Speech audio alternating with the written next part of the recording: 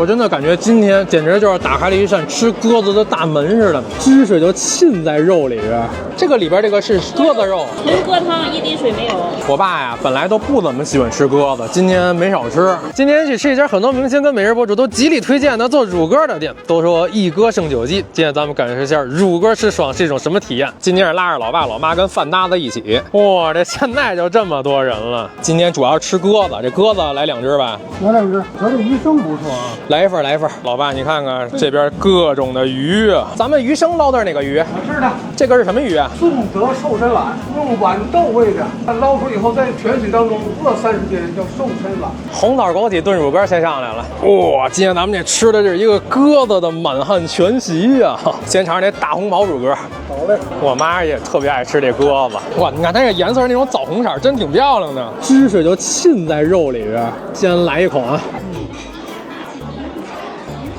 哇！我感觉那个汁水就直接淌在我嘴里边似的。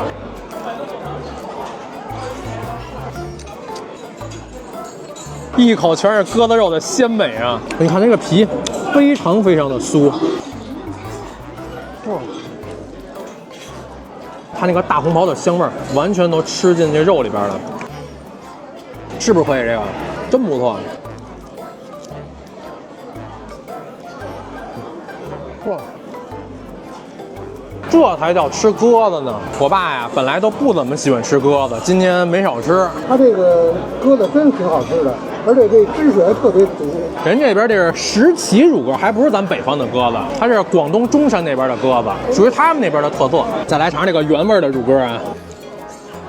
人家鸽子很好一点，就是你根本就吃不到鸽子的腥味儿。刚才那个皮吃的是酥的，这个我感觉它那个皮更多的吃的是脆的。它这个油脂感更丰富点。它鸽子好像都是统一价，58块钱一只。比鸡跟鸭子很好的一点是什么？鸡胸肉、鸭胸肉，你可能会稍微觉得有点柴，这个完全没有。我爸特别喜欢吃毛血旺，没点毛血旺，点了一份鸽血旺。这咱也是第一次吃鸽子血是吧？头一次。它这鸽子血应该不多吧？它也就是有那个血豆腐嫩滑的口感，但是没有那种腥味儿，发现了吗？哇，12点等着位了。今天咱们幸亏早来，你看那这中午人多。再尝尝这绝绝鸽肾啊，它这一上桌以后那个锅气好足啊，真是第一回吃鸽子肾，咱们今天好像很多个第一次啊。它这个的口感就很像真奶，鸡胗或者鸭胗之类的，用的那个绝绝宝的做法嘛，回口呢稍微有点甜味儿。这个我在想一会儿要不要拌米饭吃，肯定特别香。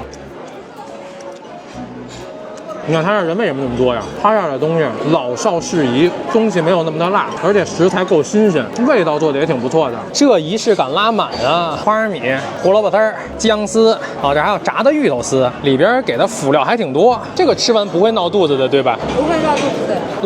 捞 K，风生水 K， 这是我老爸最喜欢吃的鱼生，来，老爸尝尝。先来口原味的，它这个特别的爽滑。你看那个鱼片晶莹剔透的。